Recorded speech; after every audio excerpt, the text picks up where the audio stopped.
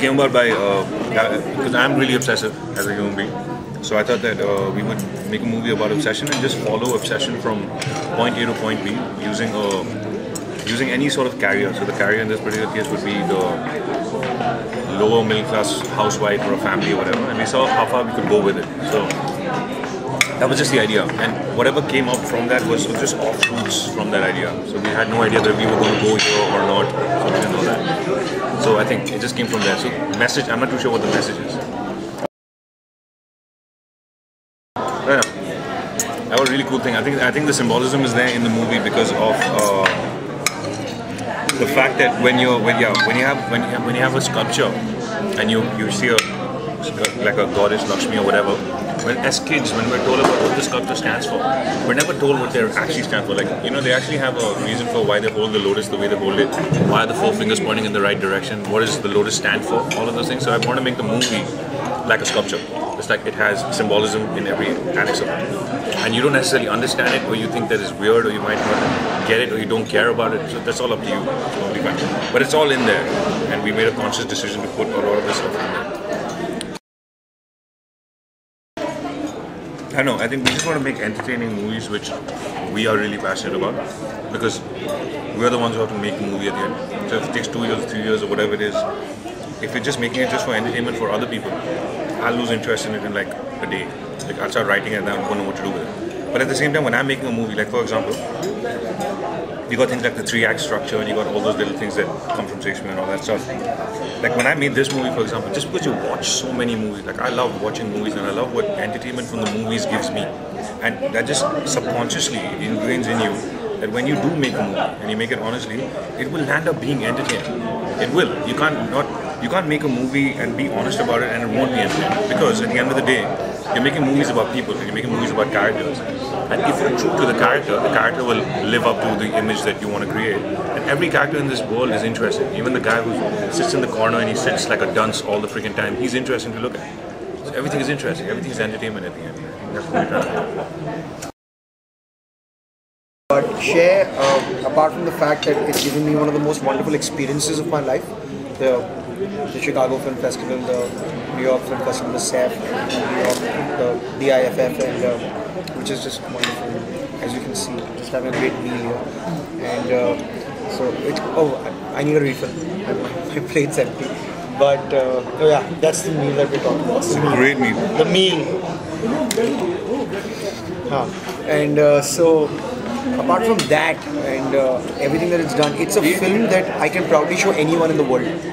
If I meet like a filmmaker, if I meet a friend who I haven't met for a long time, I need someone I want to work with, someone who I You're not embarrassed of it, no? Yeah. Like a relative or anyone.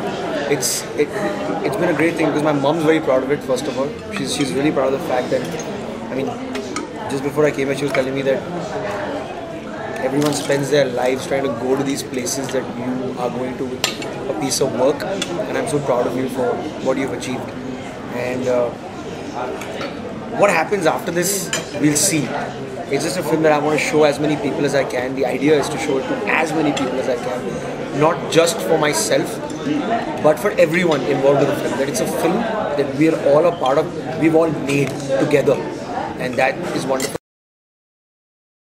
So it's actually really interesting because I met Karan through Shazim, who's one of our common friends, and the way that these guys live, work, do everything is very communal. They all lived in the same house, they all work on each other's projects, whether it's music, films, art, and that's exactly what I wanted to do when I first met them, and I was really young, and I met them through an Education Times article that I read, and I decided to go and meet these guys. Yeah, you did. I thought they were really cool at the time, and now I don't think so, but back then I did. Now I know what it's really like. I felt passionately enough about the film that I wanted to give as much as I could, so I gave them everything I could, and that's where my like sort of token of investment and contribution came in the beginning. And for me, it was more than anything else. It was that's the best part about it, is that going in, it was never about where is this going to go, like why, like is no overarching goals or anything. It was just that we're doing something, and it's something so meaningful to us and to him. And I saw his process, and the moment I read that script, I knew what it was. It was Karan. This is Karan's like internal monologue. And no man, I'm not psychotic. No, I know. I'm not saying he's psychotic. Obviously, there's a hyperbolic arc to it. That's what you do in cinema. You take something that's very simple and basic and everyday that you experience, and you create a hyperbolic arc. But it's an experience, and it's very similar to what, for instance, Martin Scorsese would do with Aviator. Its context is dramatically different, but at the end of the day, it's something that man experiences every day. It's obsession. And every individual artist experiences that in some capacity, and it was beautiful to see it sort of picturized in a context that was so simple, like a low-income household in Bombay, something so real and organic, which you don't see in Indian cinema otherwise. So yeah, that's how I got involved, and now he's feeding me paneer in Dubai and all that stuff. I'm not really shit, dude. We're affording it. Okay, so the idea over the past like 4 to 5 years, even with Kshay and even before that, has always been to, like you were talking about art, my comments and art. So the idea has always been to produce content which is something that we really feel passionate about. So previously as well, we were part of our artist community through which all of us met each other and a bunch of artists from around the world. We had this community called Third Thought, which had a bunch of artists in all fields, music artists, visual artists, poets, screenwriters. So we started from there, and well, that thing never really, it's kind of dysfunctional right now, and Kshay is the only thing that's kind of taken off from there, which is the most concrete project as such. But in my life, this has been something that I've been involved with from the age of 21 onwards. It's just kind of trying to support and produce and help content which is edgy and groundbreaking and good. It was hard, and You did it for like 2 months, we did, right? yeah, 2-3 months we did it, and the thing is, we always the sound it wasn't just like normal sound for like any movie. We had to make like even like when I'm talking to you right now, if I'm doing something over here, you're not going to hear it, but Karan said that any movement has to have a sound attached to it. Oh yeah. That's a part of the film because it's like intense film, so the sound has to be louder than usual.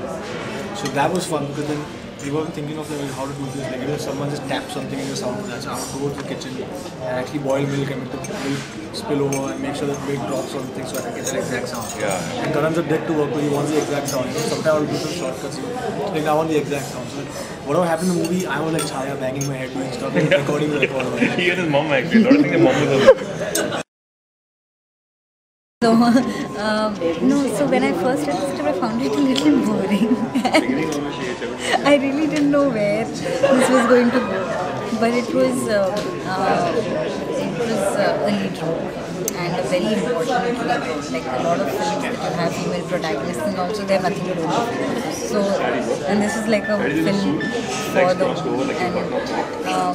female protagonist. And I thought it was interesting to play I thought it would be fun to play a lead role. And these guys were fun, so when I met them, they were relaxed about things. And so I thought it might be fun. No, I'm happy to do any kind of work. I find it very interesting to work in mainstream cinema. I've done a film with Gopal Verma called Alekh. And I thought it was great fun to work in that also. I don't look at projects as mainstream or not mainstream. If there's a chunky character, not even a good role, if there's a chunky character to play, there's always something you can do with it. Whether the director's cooperative or not, whether the scenes are cooperative or not, whether the dialogues are shit or not, you can always do something with it. And in fact, there's great pleasure in working with in an absolutely crappy script.